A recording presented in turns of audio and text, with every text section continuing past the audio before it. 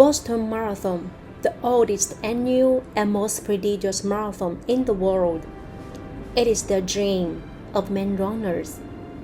Because of the Boston Qualify, called BQ, it is getting harder and harder to get in the door of the Boston Marathon though. Increasingly more runners still want to run it. Even there is a saying goes, if you didn't run the Boston Marathon, you couldn't say you ran a marathon.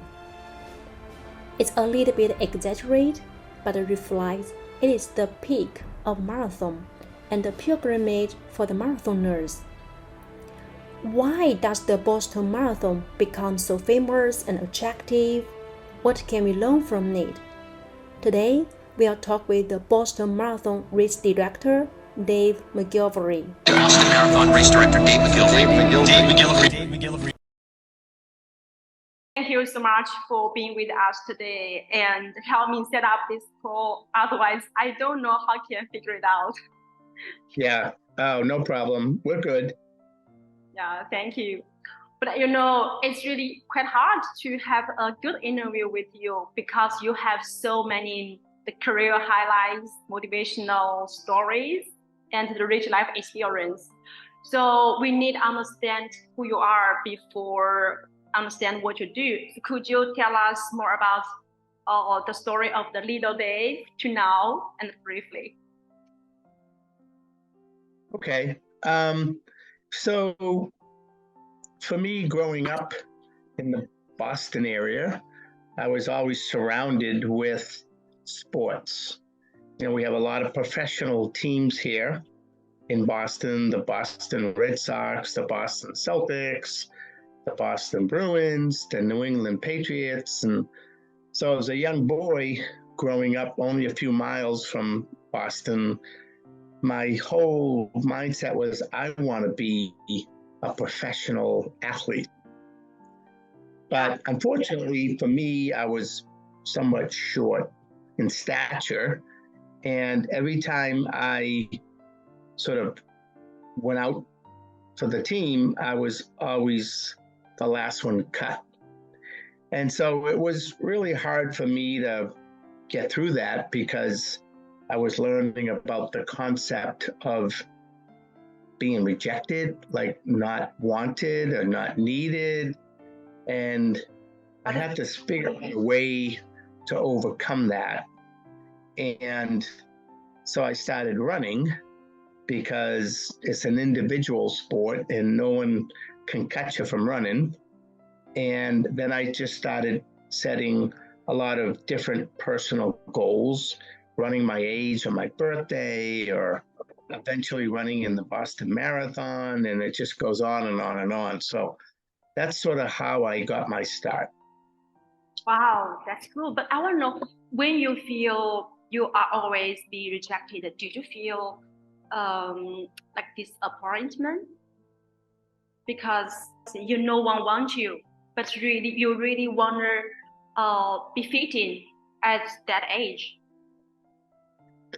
Yeah, I mean, obviously being that young, I wasn't, I didn't have a lot of experiences. And so this one really hit me hard that I felt I was really good and as good as anyone else that made the team. But just the coaches felt that because, again, I didn't have that physical stature that they didn't choose me, and I couldn't figure it out. And I remember one time when I went out for the basketball team and the coach sort of didn't select me, he came up to me afterwards and said, "Hey, if you were 5 inches taller, you would be my starting guard for the team." And I looked at him and I said, "Excuse me, coach? I thought it had to do with ability level, not how tall you were." So I challenged the guy who made the team, the center, who was maybe 6'5", and I was 5'4", to a one-on-one in front of all the guys who made the team, and I beat them. Wow. And I just decided, I walked off, and I said, I will never, ever allow anyone to tell me I'm not good enough, I don't belong. And I remember that day I went home and I put a sign over my bed, and it said, "Please God, make me grow." And, he obviously didn't make me grow, but I look back on my life and say, well, maybe he did make me grow. He made me grow another way, right? He made me grow morally and ethically and spiritually and intellectually and mentally. And he made me grow internally, because that's really who we all are, who we are inside more than who we are physically. And again, that's why I started running. Wow, that's awesome story. And I never heard about this because I watched many videos about yours, but know this part. Wow, that's really inspiring story, because I don't think many the young kids like you, when you got many rejected, and at that moment you feel, wow, I won't allow anyone to tell me I'm not enough. And at that moment you are really grow. You know what you want and what you can do in the future just for yourself, for your life. Exactly. Yeah, that's really amazing. So Thank you. Since 1988, you have been the race director of the Boston Marathon, and you manage and oversee all the technical and operational experience of the oldest annual and most prestigious marathon in the world. So do you feel bored and unchallenged sometimes during your 36 years? Because you are so sophisticated with all the details and procedures. Yeah, I mean, I was approached in 1988 to come in and help them out. They had some issues at the start the year before, and so they reached out to me then, because I had just started my own business of putting on events, DMSE Sports. And so it was a tough decision, because I had decided early on that I wanted to run the race every year. And then I was offered the job to direct it. And I was like, what do I do? Do I run in the race, or do I help direct the race? And I wasn't sure where to go with it. And ultimately I decided to take the job and help direct it. And I remember standing at the finish line, giving everyone cheers and high fives, but I didn't feel really good, because I hadn't run it. And I had run it 15 years in a row, but I didn't run it that day. So I tapped a police officer on the shoulder and I said, "Officer, will you do me a favor?" He said, "What?" I said, "Will you drive me back to the start?" He said, "Why? Did you forget something?" I said, "Yeah, I sort of forgot to run." So he drove me back to the start at 8 o'clock at night, and I ran the whole thing and finished at 11 o'clock at night, all by myself. And I've run it that way now for the last 36 years in a row. Been the last finisher of my own race for 36 years. So I've run the Boston Marathon now for 51 consecutive years, and 15 of them with everyone, and then 36 of them at night on my own with a few friends. Sometimes do you feel bored, unchallenging? Yeah, in terms of directing the race, no, I never feel bored with the work, because I know how important the race is to so many people around the world. They've worked really hard. Boston is, one of the only races in the world where you have to earn the right to do it, that is qualify. And I know people run a lot of races to try to beat the qualifying time and don't always do it, but when they eventually do, they're ecstatic and they're coming to the holy grail of marathons throughout the world. So from my perspective as a director, I feel it's important that we put on a good event and we work really hard so that they can run their best time and they can have the greatest experience because they worked really hard to get here. It's very unlike other races and marathons where you can just log on and get in the race. That's not the case here. So I always feel challenged. I always feel like we have to raise the standard, raise the bar, improve on what we do. And the feeling I get from doing that and being part of the whole team that does it is that I know that all these people who run and finish the race go home feeling good about themselves and raise their self-confidence and their self-esteem. And that's the ultimate reward, at the end of the day, that we helped give them that opportunity to, train, work hard, answer the gun, run the course, cross the finish line, get a medal, and go home feeling good about themselves. Because that's the very foundation by which we all accomplish everything in our lives, by feeling good about ourselves. So no, I never get bored with the job. You point out a good point because for the runners, they train very hard to get to be the BQ. And then for your organization, you also want to work hard to give a good and special experience to the runners because they come from all the world. And also Boston Marathon is really different from other races.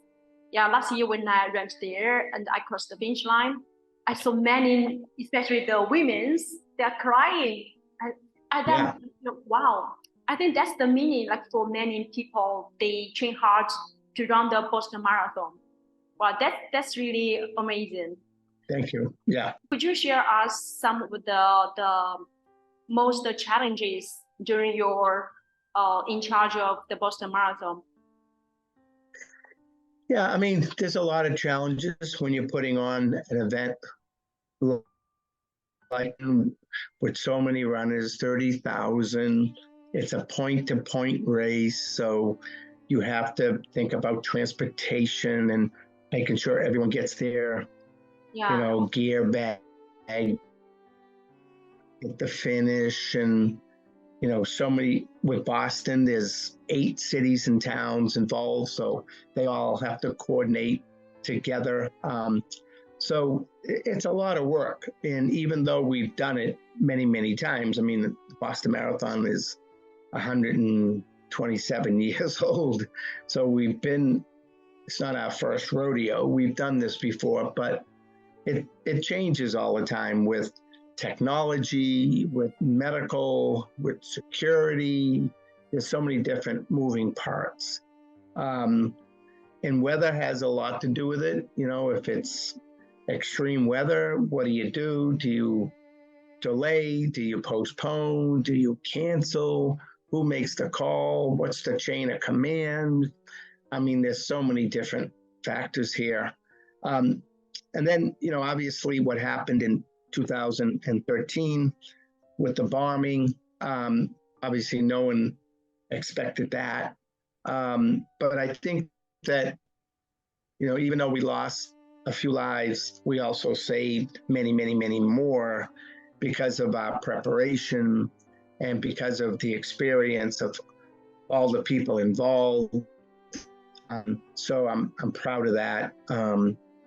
So there's always challenges along the way. There's never a year where it's just easy to do. There's always something that exposes itself that we have to deal with.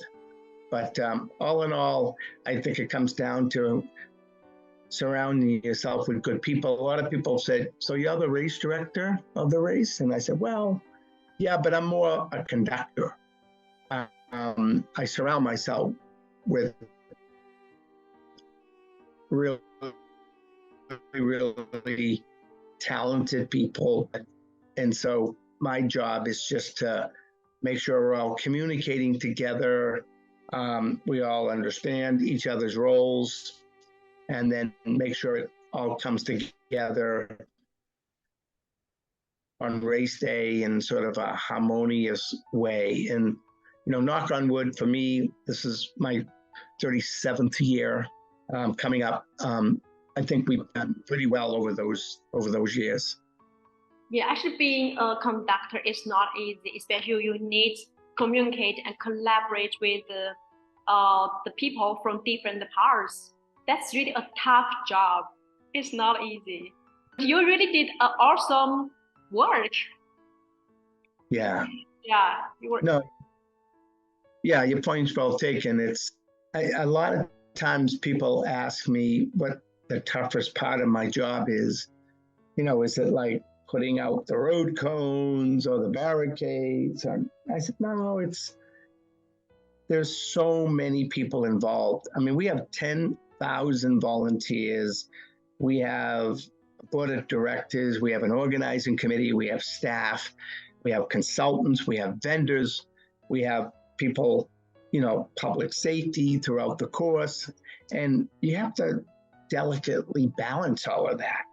And, some people are new and some people have been around for 10, 20, 30 years. So everyone has a different idea, a different opinion, a different approach.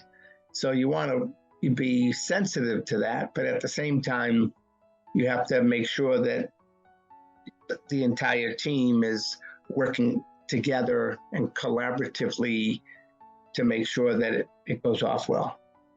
Wow. Yeah, that's really amazing. It's not easy. Actually, it's really tough. I'm really curious about the medical services and the risk management. And because last year when I was around there, based on my previous job is about organizing marathon events as well.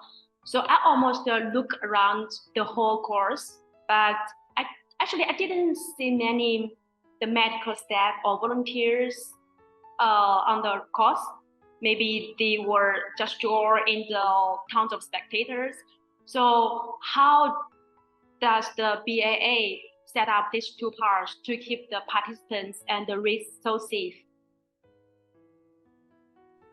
I mean, in terms of being safe, it's really a matter of working with our public safety partners, everyone from the state to the local communities, the police chiefs, the fire chiefs, all of that. And, they're the ones who really do all that work behind the scenes. We're just partners in that effort. We're very, very lucky that, given the stature of the race and the history, the cities and towns along the course are very supportive of the event and spend, the entire year working with us on all the details. So, I mean, in some other events I put on, I'll go into a town or a community and not even close will you get that level of support. So it gets really hard to try to figure out how are we going to keep it safe? How are we going to keep it efficient? But with Boston, it's very different. A lot of times people, again, say, so you're the race director. And I said, yeah, but I'm also what I call like a caretaker. In other words, it was here way before I was born. And then it'll be here way after I'm gone. But I'm just helping to take care of it for a while. And it's not only me helping to take care of it, but it's so many hundreds, if not thousands of people, throughout the entire event. Well, I like the caretaker this words, because when you have this kind of the concept, you really taken into many things consideration, and then you put them together, and you just do it from your heart because you really want to take care of everyone. Wow, that's really a good concept when directing a race. When you manage an open event like the marathon, trail race, triathlon, I want to know what's your priority taken into consideration. I mean, priorities in putting on an event. I mean, number one is definitely safety to all the participants, to all the volunteers, to everyone involved, spectators, everyone. So focusing on that first. Then, the next is more just, putting on and a unique, creative, exciting experience. I never want any of my races to be just like, ho-hum, another road race. I want there to be elements of it that maybe no one's ever seen before or experienced before. Awesome. Wow. Yes, I agree. So I want to talk about the year of the booming. Where and what did you do at that moment when you hear the news? Well, for me, it was very different than a lot of other folks on the team, because that morning when I woke up and heard about the weather and it was going to be so great and perfect weather for running, I was thrilled, thinking, oh, we're going to have a good day. And I get to the start, everything's going well. What was interesting is there was a tragedy at a school a few months before that called Sandy Hook. And there were some, unfortunate situations that happened there. A lot of kids and teachers died, and 26 of them, as a matter of fact. So at the starting line of the Boston Marathon that year in 2013, I asked the announcer to give a 26-second moment of silence out of respect for what had happened at that school. And little did I know that only a few hours later, and ironically 26 miles down the road, we were going to be experiencing our own tragedy. So it was somewhat surreal. But, the races went off as scheduled. I got on a lead motorcycle, as I always do, and ride with the elites and make sure everything is set up ahead of them. And I crossed the finish line. I went up to the bleachers to see my family, my 2 children and my wife, and gave them a hug and said, today's a good day. And then I went about my work. And then, it got to be the afternoon, and I thought, okay, everything's going along so well. Maybe I can head back to the start and do my marathon run. So I went back to the start, and I got a phone call right before I began running. I was standing on the starting line, and the person who called me told me that there were 2 explosions at the finish. And I'm like, what? I thought it was more like generators or something with a building. I never thought exactly what it ended up being, but they said, we need you back at the finish. So I scooted back to the finish, got there with the state police, and, realized what had happened at the finish. Everyone had pretty much been evacuated from the area when I arrived, but I got myself into the security area. First thing I did was went into the medical tent, and I saw all these people in there, but they weren't runners. I'm like, wow. And then I went to leave the tent to go up to the bleachers where my family was, And a police officer stopped me and he said, "Hey, where you going?" I said, "I'm going up to the finish line to find my family." As you can't go up there. I said, "Well, I'm the race director. Here's my ID." And he said, "Well, it's not your race anymore." And I was like, "What?" I didn't really comprehend the magnitude of what had happened. Well, eventually I did connect with my family. They had been evacuated from the bleachers, but I just went back to work, and I started helping all those runners that were stopped. There were 6,500 runners that didn't make it across the finish line, and we had to do something with these people. So I was spent the next 7 or 8 hours just where so many others were contained or in lockdown in hotels and other buildings. So there wasn't like a lot of help out there because everyone was inside. And it was hard for me in the sense that I was asking people to help, volunteers to help with all these runners who didn't finish.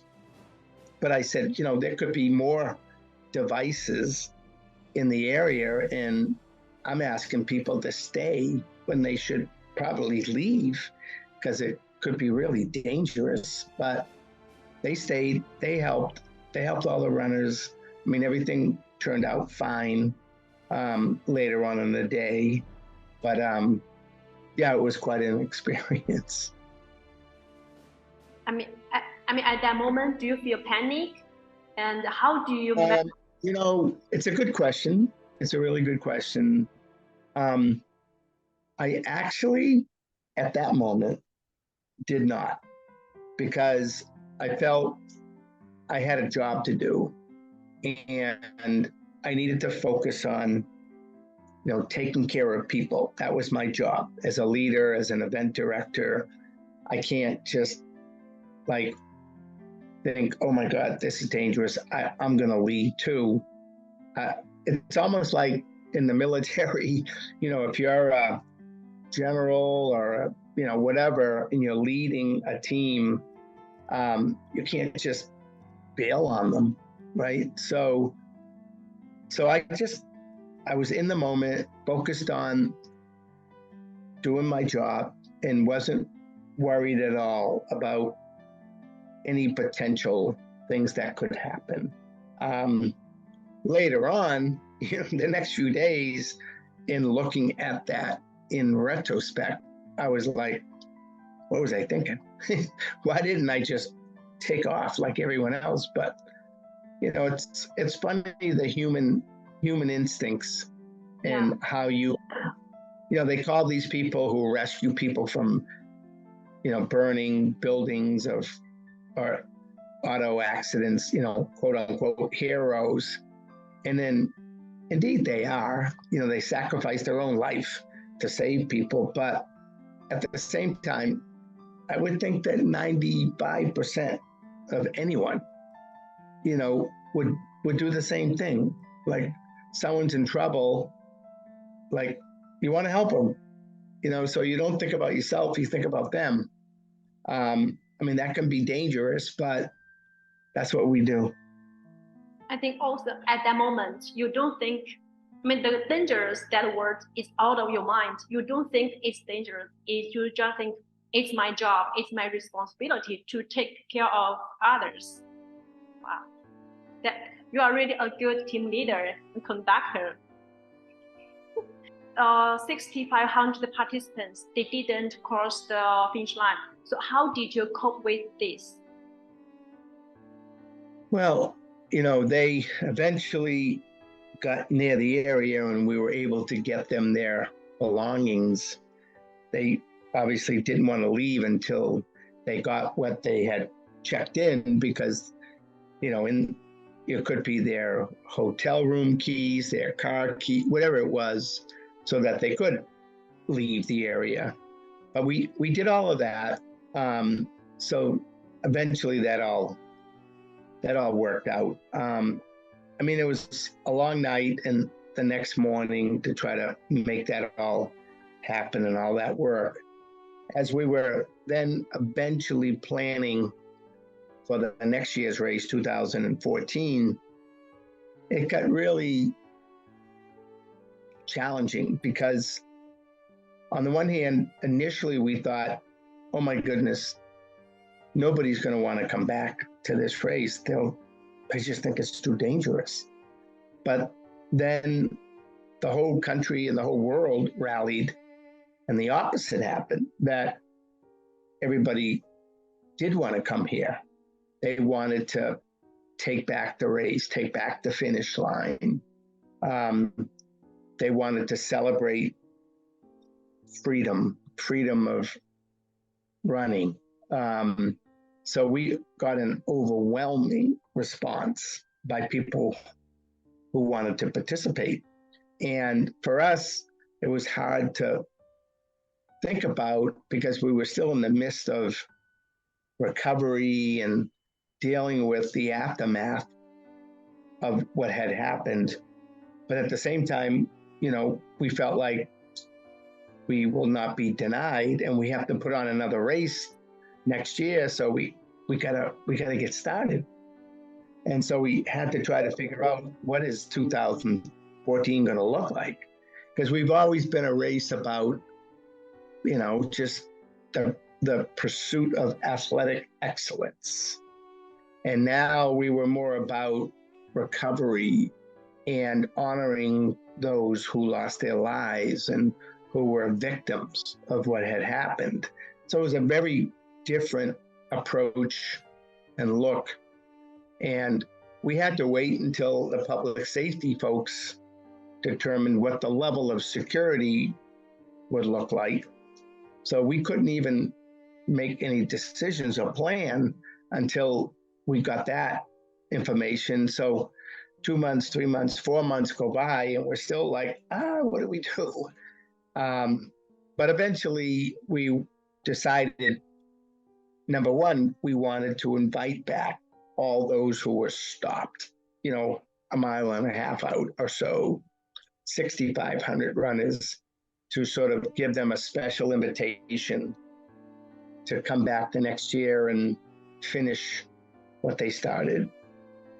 And then, there were so many other people from around the world who wanted to participate. So we decided to increase the field size by 9,000 on top of what we had historically done, which was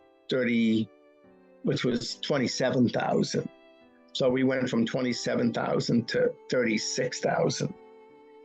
And what was difficult is not only did we increase the field size in a race that, relatively speaking, it's a small venue. I mean, we don't have a lot of space at the start. We don't have a lot of space along the course. So you got to be really careful. And there's a delicate balance between quality of an event and quantity of the event. But we decided, no, we have to do this. So we did it. And then that, coupled with the enhanced level of security, made it really, really challenging for us. So I almost felt like, 2014, even though it was a celebration of who we are and our past and our future, it was also like daunting because I had no idea how this whole thing was going to play out. But it ended up probably being the most epic marathon in the history of not only our race, but just marathons around the world. It all went really well. People were celebrating, the comeback is stronger than the setback. We had an American, Meb Keflezighi, win the race. First time an American had won in so many years. I mean, all went amazingly well for that race. So, and then, it's gone that well ever since the last 10 years. Yeah, I was touched by the decision. You invited all the unfinished runners come back. I think at that moment, all of them will feel so warm-hearted and so sweet. And also when they come back again, I think they feel more powerful and they feel more strength. Like we have this ability to fight for the booming. It's really amazing. For the BAA after the booming, you donated to one fund. So why do you make this decision? Well, I think everyone felt that the folks who were more so physically impacted by the bombing, they either lost a family member or they themselves, lost a limb or just were profoundly impacted, most in a very physical way. They needed to recover. They needed surgery. They needed, prosthetics, whatever it was. So there was a big effort to sort of create a nonprofit entity where people could contribute money, and then eventually it get distributed to all those people that were impacted by the bombing. And so that's what happened over the next year or two. And again, it was a way for people who maybe were not impacted to help, to give back, because they felt helpless, like, oh my gosh, this person lost their leg and whatever. And I want to do something to help them. So the One Fund was that way to do it. Wow, that's really good. In 2014, there was a celebration of the Boston's resilience. And also 1 decade later, like this year, I watched the live streaming and there was a video about the Boston Storm. And they received tons of the running shoes, clothes, and the joints with inspiring words from the schools from all over the world to mourn the race and relate to the people. I think you heard about in May 2021, we had a trail race tragedy, resulted 21 deaths. But our attitude is completely different from yours. The host city hide the truth, delete the videos, and lack of risk management, and also they are not so experienced. And also 1 year later, there was nothing, no event like yours from the government to mourn the people and the survivors. So from this side, I do envy you have a good environment with the humanity to memorize the people and continue the race. And now Boston Marathon is getting better and stronger than ever. That's really awesome. I think we should learn more from you, from this race. Well, I think that's the idea too. We're sort of this running community, running industry. It's a relatively small group around the world. And I've always felt that we need to come together as one, support one another, educate each other, share experiences, and all of that. I don't believe in the whole keep it close, don't let anyone know how you do business. We have to share best practices. And the way you do that sometimes is just, share your experience. And I do a lot of motivational speaking. And when I get up there, I say to people in the audience, I'm not here to lecture you. I'm not here to tell you what to do. I'm here to share some experiences that I've had over my lifetime that might be teaching moments for you too, that you can extract some nuggets of wisdom out of that and maybe better yourself as a result. And that's what I hope happened with the 2014 Boston Marathon. Is we were determined not to be denied. We persevered. We said, we're taking our race back. And the world supported that. And we did. And if we didn't do that, then the race would probably no longer be in existence, which would have been a shame, which would have meant they won. The perpetrators, the people who did this, they succeeded in their goal. And we said, we can't allow them to have succeeded. Yeah, there was significant damage done, but at the end of the day, we came back. And I think that's important.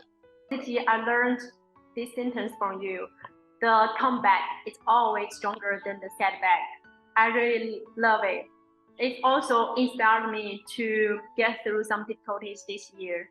That's really given me the strength to overcome the difficulties. In 1989, the BAA created the Boston Marathon official the charity program. So, which was the first charity program in the marathon industry and also in the world. I want to know what's your idea to combine the running and the fundraising, because you have done it many times before.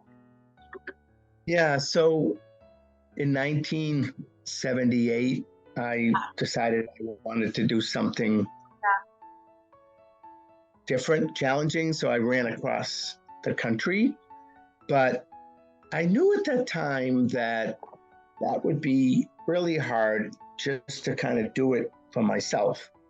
So I had this sense that if I did it for a greater purpose, then when things got really tough and I might want to think about quitting or stopping, I would think about the cause I'm doing it for, recognizing that maybe children in particular were going through a lot more than I'm going through now.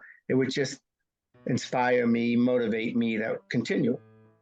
So that's what I did. I hooked up with a charitable organization in Boston called the Jimmy Fund, which is the fundraising arm of the Dana-Farber Cancer Institute. So I did it to raise money for them. And that was, to my knowledge, one of the very first times anyone had ever combined running with raising money, in particular, raising money for cancer research. So I don't know if that spurred on the whole concept of combining, running with philanthropy, with raising money for worthwhile causes. But I know Runner's World said it was the first time. But be that as it may, that's not the point. The point is that, the BAA did begin to give some of their invitational waivers to nonprofits, recognizing that, people could raise a lot of money for these charities because otherwise the runners receiving those numbers maybe would never have been able to qualify on their own. So that just took off. And where we're at today, 40, 50 years later, is that we have, just recently we chose the charities that were going to be involved for 2024, and there's 160 charities. And we expect that collectively they will all raise $40 to $50 million for their respective charities in total. So it's hard to think that, even though, again, we're about athletic excellence, we do have a delicate balance between how many numbers we reserve for those who qualify and then how many numbers we reserve for those who have committed to raise funds. It's like an 80%, 20% split. So I think the BAA is as much proud of the charitable component of the race as they are of the legacy of the qualifying runners too. If the athletes couldn't reach the minimum of the $5,000, he or she absolutely won't be able to run the Boston Marathon, right? Yeah, I mean, the BAA stipulates to the charities that they should require a minimum Yeah. of 5,000 to get a bib number. A lot of the charities, I mean, they've been so successful at that they actually raise the minimum of the numbers for their own charity even more because they feel they can get it. You know, it's hard to blame them. I mean, if they can get 7,000 or 10,000 or even more committed by a runner, raising those dollars for them, why not, I suppose? So there's no exist the situation like this. Nobody couldn't raise the minimum. Actually, they always raise more than the minimum. Wow. I think so. I think so. If you look at across the board and you do an analysis of the fundraising from previous years, you'll see that the minimum, even though it's been set at 5, the average is more than 5. People have a tendency is once they get started, they just raising the money is as important to them as training and running in the race. Wow, that's good. Because in China, if an athlete couldn't raise the minimum, but he or she had a good relation with someone at the high position and work in the organization, they can run the race. So I don't know if it's weird for you, but it's very common in China. For the charity program, the BAA really did a good job this year, and you have been working with the 42 nonprofit organizations, and $500.2 million has been raised. And this year, it hit the record highs with $40.2 million. So I want to know, how do you make sure all the fundraising going where they should go, not some of them be corrupted? Well, I think the BAA does a really good job at, sort of interviewing all the different applicants for a charity position. And I do think that all of them are pretty, honest and trustworthy, and, they're sincere, and, they send in their application, it's reviewed, and then they're maybe interviewed, and then a decision is made. And I think what's important is that, the charities recognize that this is a somewhat easy way to raise a lot of money.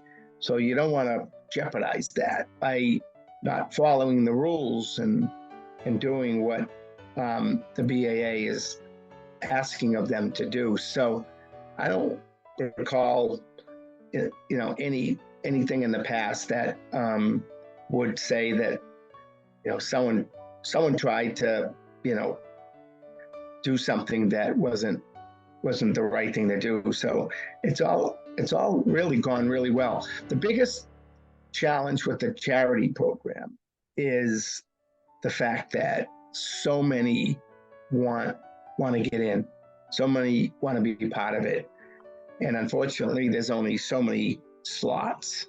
So as a result, there's a lot of different charities that applied that don't get in, so they're disappointed, and I don't blame them. But there's only, like I said, there's only so many spaces, and you have to make a decision who's in and who may not be in. Oh, that's really good. I think that's because you really have a good value. You know what is right, and you just follow that rule and to do the right thing. And you are not like swing in front of the money. I think, that's really is another point we can and we should learn from the BA and from you, the guys. For the BAA, exactly did an excellent and great job. From the next year, you will team up with the Bank of America and for the decade partnership. But before, your principal sponsor is John Hancock since 1986 and Adidas since 1992. the same goal since 1965 and so on and so on. So could you share with us what's the secret of the BAA to keep such a long-term partnership with these sponsors simultaneously? This could never happen in China. Yeah, I mean, I think it has a lot to do with, being connected with such a iconic event, prestigious event. With the John Hancock folks, I think it had a lot to do with community goodwill. I mean, we had like 1,200 of their employees be part of our volunteer group for the race. We had a lot of Hancock employees running in the race. Hancock got a lot of charity waivers and gave them to various local charities throughout the community, and obviously built a whole community goodwill relationship with all those people and organizations. So for them, for over 30 years, they certainly got out of it probably much more than they put into it. But things change, at some point in time, it runs its course, or, you decide to go in a different direction or whatever it might be. So Hancock had announced that 2023 would be their last year. So I'm not part of the marketing team of the BAA, so I'm not exactly sure what they did and how they did it to secure Bank of America. But, Bank of America owns and sponsors the Chicago Marathon. So they have a pretty good sense for what works and what doesn't work. So when it came to be that they got an opportunity to bid on Boston, I think they just jumped at the opportunity because they probably felt that it worked very well for them in Chicago. It could work as well, if not better, in Boston. So I don't know what the terms of the agreement are with the Bank of America, but I know it's a long-term agreement, 5-10 years. So, and they're local too, obviously. I mean, they're in Chicago, but they're in Boston too. So I think it'll be a really good relationship, and they'll get out of it much more than probably what they put in, and something very similar to what John Hancock got. Wow, that's good. Boston Marathon is really famous and the most prestigious. So I want to know, what's the most successful experience of the Boston Marathon we can learn from them? Yeah, well, I mean, we're obviously very lucky, those of us involved now, that this thing has been around for so long. I mean, when you have a history of 127 years, those of us involved just walked into that. We didn't create that. But at the same time, in order for it to continue, you have to put on a good event. Yeah. Right? I think we're fortunate in that, we have a course that has a lot of history and tradition. We have, great sponsors. We have the best elite professional field in marathoning throughout the world. We have an unbelievable charity program. I mean, there's all different pieces of it that make up the whole that I think, attract people to want to come. I think the one biggest attraction is the concept of the qualifying requirement, because none of us get the chance to run or participate in like the Olympic Games or the Tour de France or any of these high-profile events throughout the world. But with the Boston Marathon, as prestigious as it is, if you work really hard and you meet qualifying standards within your gender and your age, you can get into the event.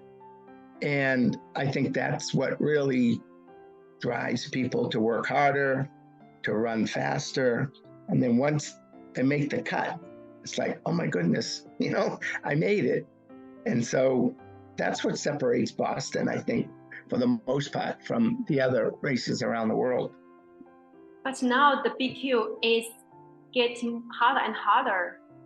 So why not you just increase the field size to accommodate everyone that wants to run the Boston Marathon, and also you have money at the same time?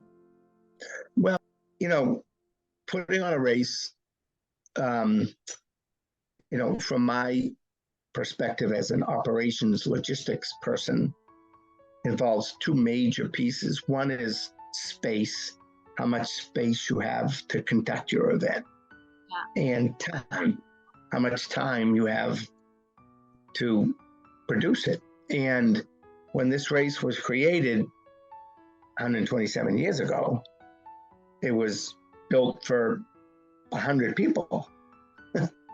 And today, we have no more space to put a race on that they had back then for 100 people.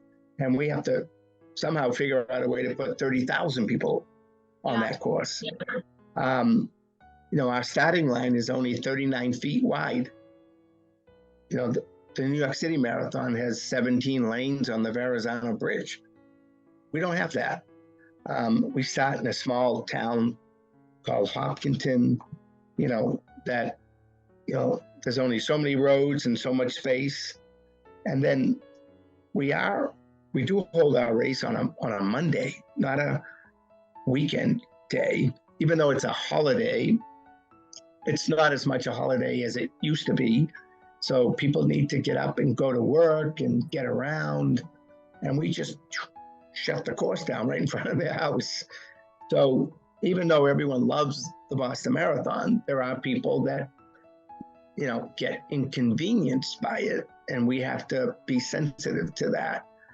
So what this all adds up to is that the reason why the field size limit is what it is because that's what we feel we can manage efficiently and safely, and we can get people in and out in a respectable period of time and not shut down the roads, for long periods of time. So that's why the field size is what it is. And yeah, I suppose if we said, open it up and whoever wants to run, just apply and we'll take as many as we can get, we'd probably have 100,000 people, and it would be a disaster, and we're more about what I consider quality versus quantity. In other words, we have to always make sure we're putting on a world-class, well-run event. Well, but I think there is an easy way, because you can change the start to another place with more space and then run more in the Boston City Center. From our Chinese perspective, if we can make more money, the host city would definitely like to make changes to accommodate more people. But it's the opposite of yours. You said you really want the quality versus the quantity. Yeah. That's good, especially for a world class. The race is very important to keep everyone safe, to keep the quality, and it's not just allowing more people to come and make more money. Exactly. Yep. Running legend Dan McGillivray is absolutely not just an excellent race director of the Boston Marathon for 36 years, but he has increased the self-esteem, self-confidence of millions of people through his work as an entrepreneur, philanthropist, motivational speaker, author, and athlete. So, what had he done? What accomplishments had he achieved? What drives him to do so many crazy and unbelievable things? Let's talk in the next episode.